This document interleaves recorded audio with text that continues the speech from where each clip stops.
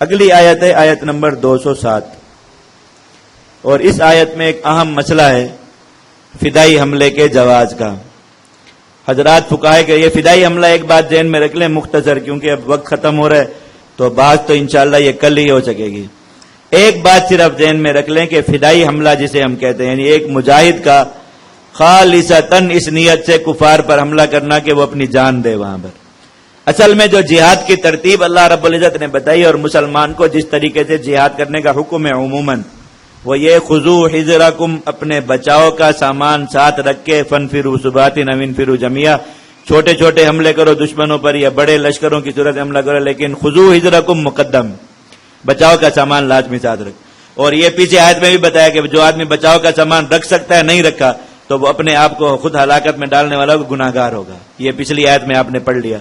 تو جہاد کی عام ترتیب یہی ہے کہ مسلمان اپنا بچاؤ کر کے کفار پر حملہ آور ہوں، اپنے آپ کو بچائیں، کافروں کو ماریں، اپنی قوت محفوظ کریں، دشمن کی قوت توڑیں، کیونکہ مقاصد جہاد اسی طریقے سے حاصل ہوتے ہیں۔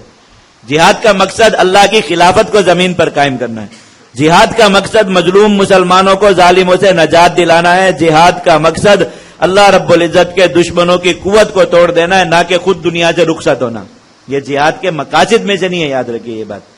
تو اصل جہاد کی ترتیب وہ ہے، لیکن کچھ لوگوں کو غیر معمولی طور پر ایسا کام کرنے کی اجازت دی گئی کہ ان کا حملہ اپنے بچاؤ کا سامان ترک کر کے، اپنے بچاؤ کا سامان چھوڑ کے خالصتاً اسی نیت سے ہو کہ وہ اپنی جان ہی دیں گے، یعنی ان کے بچ کے آنے کا جو یعنی دو اصول ہوئے نا لڑائی کے، اپنا بچاؤ اور دشمن کا نقصان۔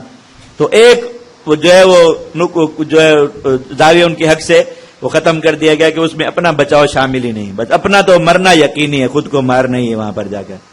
ایسے حملے کی مخصوص حالات میں مخصوص افراد کو اجازت دی گئی۔ وہ مخصوص حالات کیا ہیں، وہ مخصوص افراد کون سے، وہ مخصوص شرائط کیا ہیں، وہ اس آیت کا موضوع ہے۔ امام محمد رحمۃ اللہ علیہ جو فقہائے احناف میں امام صاحب کے دوسرے بڑے شاگرد ہیں، انہوں نے اس کا پورا خلاصہ نکالا۔ علامہ قرطبی رحمۃ اللہ علیہ نے الجامع لاحکام القرآن میں اس کو ذکر کیا کہ وہ مقاصد اور اہداف کیا ہیں جن کو حاصل کرنے کے ایک مسلمان یہ کام کر سکتا ہے۔ تو ایک بات تو یہ ذہن نشین رکھیے کہ فدائی حملہ اس زمانے کی لڑائی نہیں ہے، فدائی حملہ ہر زمانے سے ہوتا آیا ہے، اس لیے کتب تفسیر اور کتب فقہ کے اندر باقاعدہ اس کے جواز اور عدم جواز کو جو ہے وہ موضوع بحث بنایا گیا اور پھر اس کی شرائط اور حدود متعین کی گئی۔ فدائی حملہ ہر ایک کے لیے جائز نہیں ہے، ہر وقت جائز نہیں ہے کہ ایک مسلمان بس خالص اسی نیت سے جا رہا ہے کہ کچھ ہو نہ ہو آگے بس میں نے مرنا ہے۔ یہ مسلمانوں کی ترتیب جہاد اور مقاصد جہاد کے خلاف ہے۔ اگر ایک مسلمان ایسا کرے اس کے لیے سوء خاتمہ کا اندیشہ ہے۔ اس لیے جو آدمی بھی یہ چاہے کہ وہ یہ کام کرے، اس کی نظر میں اس کے مقاصد، اس کے اہداف، اس کی شرائط، اس کی حدود، ہر چیز ہونی چاہیے۔ یہ مسئلہ آگے ہے جو میں عرض کروں گا۔ اصل جو اس وقت مختصر بات عرض کرنا مقصد ہے وہ یہ کہ جیسے لوگ یہ کہتے ہیں کہ یہ ایک نئی چیز شامل کی جس کا کوئی پیچھے سے ثبوت نہیں ہے، اس لیے اس کا ایسی بات نہیں ہے۔ اگر اس کا ثبوت نہ ہوتا اور پیچھے سے یہ چیز نہ چلی آ رہی تو کتب فقہ کے اندر اور اسلام کے جو بنیادی ماخذ ہیں ان کے اندر اس کی بحث ہی نہ ہوتی۔ اور عام حالات میں نے آپ کو بتایا کہ یہ عمل جائز ہی نہیں، لیکن مخصوص حالات میں جو مسلمان اس عمل کو کرتا ہے وہ افضل الشہداء ہے اور اللہ رب العزت کے ہاں بہترین درجے والا شخص ہے، جس کی مدح میں اور جس کی تعریف میں خصوصیت کے ساتھ قرآن مجید کی آیت نازل کی گئی۔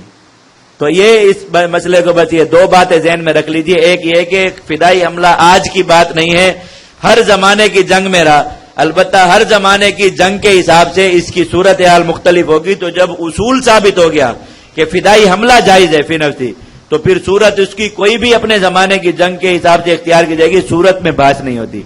جب ایک کام کا کلیہ جائز ثابت ہو جائے اس کی جزیات میں بحث نہیں ہوتی، یاد رکھیے۔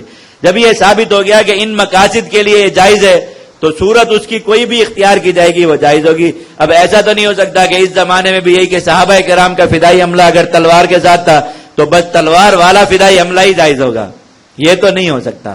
جب جنگ تلوار سے بارود پر منتقل ہو گئی تو فدائی حملہ بھی تلوار سے بارود پر ہی منتقل ہو جائے گا۔ اگر وہ بات ہو تو پھر بارود کی لڑائی ہی جائز نہیں ہونی چاہیے کہ حضرات صحابہ کرام تو ساری زندگی تلواروں سے لڑے، تو پھر یوں کہو کہ جہاد بھی تلواروں کے ساتھ۔ تو اگر جہاد تلوار سے بارود پر منتقل ہو گیا، صحیح سلامت اور جائز رہا، فدائی حملہ بھی جب تلوار سے بارود پر منتقل ہو گیا تو اس کے جواز میں کوئی شک نہیں رہے گا، یہ اسی طرح ہی ہوگا۔ اصل یہ ثابت کرنا ہے کہ اصلاً جائز ہے یا نہیں، ایک تو یہ بات ذہن میں رکھ۔ دوسری بات یہ کہ فدائی حملہ ہر ایک کے لیے جائز نہیں ہے، ہر وقت جائز نہیں ہے، تمام حالات میں جائز نہیں ہے۔ اگر کوئی مسلمان ویسے ہی کرے، اس کے مقاصد اور آداب کو ذہن میں رکھے بغیر کرے، ہو سکتا ہے کہ گناہ گار ہو، لیکن جب ان مقاصد کو حاصل کرنے کے لیے کیا جائے اور ان شرائط اور حدود کے مطابق کیا جائے تو سب سے افضل شہادت اور اللہ رب العزت کے ہاں سب سے مقبول شہادت ہی۔ بس یہ دو باتیں ذہن میں رکھیے گا، فدائی حملہ جائز کیسے اور اس آیت میں اس کی تعریف کیسے کی گئی ہے، انشاءاللہ کل ہم اس کو بیان کریں گے۔